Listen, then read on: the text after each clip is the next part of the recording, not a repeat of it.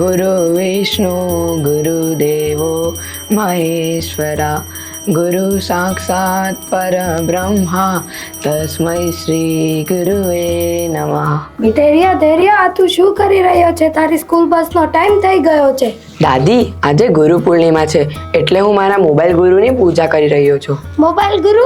બેટા, કેવા ગુરુ છે?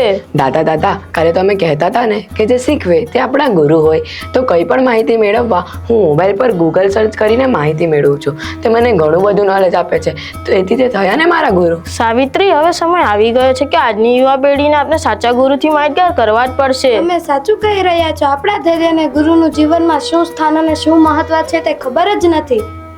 બેટા, આજે હું તને તારા સાચા ગુરુથી માહિતગાર કરીશ. તારો પહેલો ગુરુ એ તારી માતા હોય છે, જે તને જન્મ આપે છે, ચાલતા બોલતા શીખવે છે. બીજો ગુરુ એ હોય છે જે તને જીવન જીવતા શીખવાડતા શિક્ષકો છે. તને જીવનમાં ડગલે અને પગલે અનેક માર્ગદર્શકોની જરૂર હોય છે, જે તને જીવનમાં કંઈક શીખવે. તે વ્યક્તિ, પછી તે વડીલો, માતા પિતા કે શિક્ષક કે અન્ય મિત્રો, તે બધા તારા ગુરુ જ હોય છે. બેટા, મોબાઈલ એ ગુરુ નથી હોતા. મોબાઈલ દ્વારા ઇન્ટરનેટ થકી આપણે માહિતી મેળવીએ છીએ, જે વિચારના વિચારો હોય છે. આ માહિતી આપણને ગેરમાર્ગે પણ લઈ જાય છે, જ્યારે સાચા ગુરુ પોતાના અનુભવોનું જ્ઞાન શિષ્યોને આપે છે અને તમારી અંદર છુપાયેલી સુષુપ્ત શક્તિઓને બહાર લાવી તમારી પ્રેમ, લાગણી, સંવેદના જેવા ગુણોનો વિકાસ થાય છે, જેથી તમારું જીવન આનંદિત અને સુખમય રહે. શું તારો આ મોબાઈલ આ ગુરુનું સ્થાન લઈ શકે છે? ના દાદી, તમે સાચું કહી રહ્યા છો. મેં તો એ વિચાર્યું ન હતું. તો મારા સાચા ગુરુ કેવા હોઈ શકે? બેટા, તને ખબર છે, ગુરુનું સ્થાન એ સર્વોચ્ચ સ્થાને છે. તેથી જ સંત કવિ કબીરદાસજીએ કહ્યું છે કે ગુરુ ગોવિંદો ખડે કાકે લાગો પાય, બલિહારી ગુરુ આપકી ગોવિંદીઓ દિખાય. તમે સાચું કહી રહ્યા છો. ગુરુનું સ્થાન ઈશ્વરથી પણ ઉચ્ચ છે, કારણ કે ઈશ્વરનું સાક્ષાત્કાર કરનાર જો કોઈ હોય તો તે ગુરુ છે. બેટા, તને ખબર છે, દેવતાઓને અને દાનવોને પણ સમુદ્ર મંથક વખતે ગુરુના માર્ગદર્શનની જરૂર પડી હતી. દેવતાઓના ગુરુ બૃહસ્પતિ અને દાનવોના ગુરુ શુક્રાચાર્ય તેમનું સમુદ્ર મંથક વખતે માર્ગદર્શન કર્યું હતું. કૃષ્ણ અને સુદામાના ગુરુ સાંદીપની હતા અને રામ અને લક્ષ્મણના ગુરુ વિશ્વામિત્ર મુનિ હતા.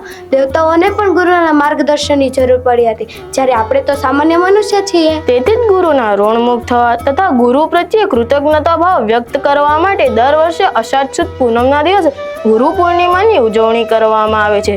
મહાભારત અને ચારેય વેદોના રચયિતા મહર્ષિ વ્યાસજીની જયંતિ હોવાથી તેને વ્યાસ પૂર્ણિમા તરીકે પણ ઉજવવામાં આવે છે. બેટા, તને ખબર છે, પહેલાના સમયમાં ગુરુ અને શિષ્યો આશ્રમમાં રહી અભ્યાસ કરતા અને જ્ઞાન મેળવતા અને ગુરુના સાનિધ્યમાં જીવન ઉપયોગી જ્ઞાન પણ મેળવતા.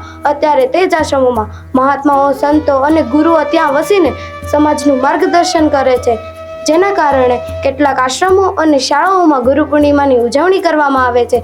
ગુરુની પૂજા કરી, તેમના વંદન કરી અને તેમના આશીર્વાદ લેવામાં આવે છે, જેથી ગુરુના આશીર્વાદ સદૈવ તેમના શિષ્યો પર રહે. હવે તને ખબર પડી જ ગઈ છે કે તારા સાચા ગુરુ કોણ છે?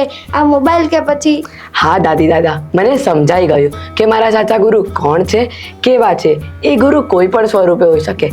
માતા પિતા, વડીલો, મિત્રો કે પછી શિક્ષકો, જેના થકી હું કંઈક શીખ્યો અને જે મને વ્યવહારિક જ્ઞાન આપ્યું તે સૌ મારા ગુરુ જ છે. તેથી આજના પાવન દિવસે હું મારા એ સૌ ગુરુને મારા હૃદયથી વંદન કરું છું અને મને સાચા ગુરુનું જ્ઞાન આપનાર દાદા હું આપને પણ વંદન કરું છું. તો મિત્રો, આજના સમયમાં નિસ્વાર્થ ભાવે સાચી રાહ બતાવનાર અને સાચા માર્ગદર્શન કરનાર ખૂબ ઓછા હોય છે. જો તમારા જીવનમાં પણ આવા ગુરુ હોય તો તેની કદર કરી લેજો. હું ધૈર્ય ધ રેડિયન્ટ ઇન્ટરનેશનલ પરિવાર વતી આપ સૌને ગુરુ પૂર્ણિમાની હાર્દિક શુભેચ્છા પાઠવું છું.